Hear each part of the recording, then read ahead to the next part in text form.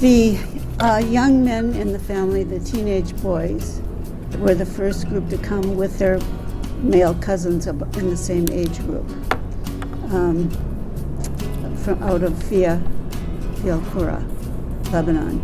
They came and they met with people in New York who, as we were told, they had contacted and knew these young men were coming, and they gave them a hand.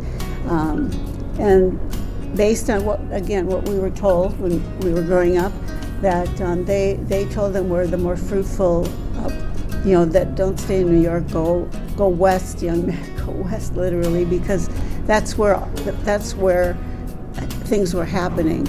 And they stopped in different places. One is in Illinois,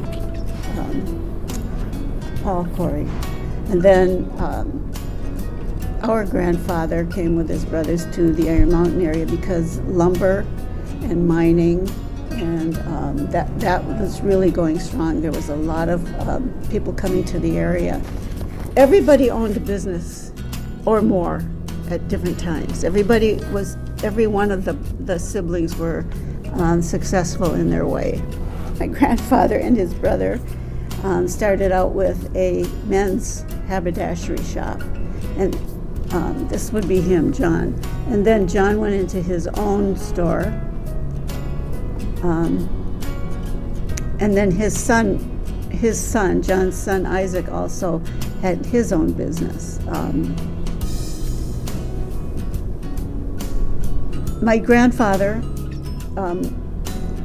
after his first wife died, moved up to the Sagola, about 20 miles north of Iron Mountain. It's a tiny town, Sagola, Channing, but it was booming with lumber industry.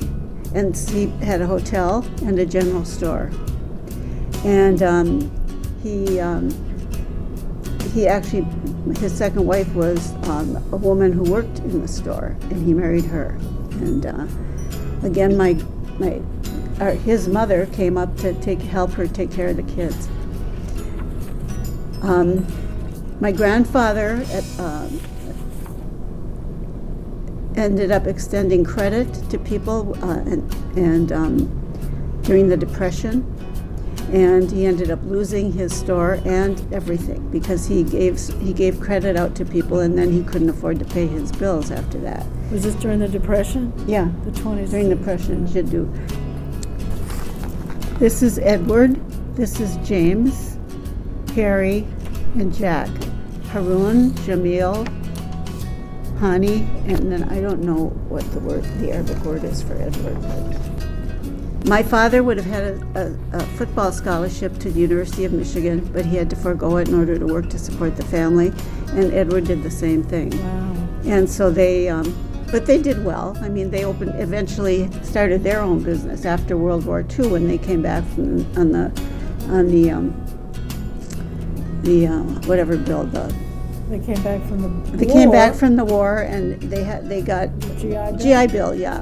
And with that money, they started their own business in wood products, and they made furniture, and they had a business, the Khoury Brothers Furniture.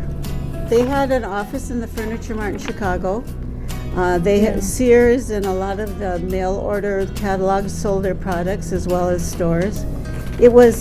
My father said they were going to focus on the middle class. They were going to focus on the people coming out of the service, the people who could afford what they made, and they used pine because pine was a lot less expensive than the other.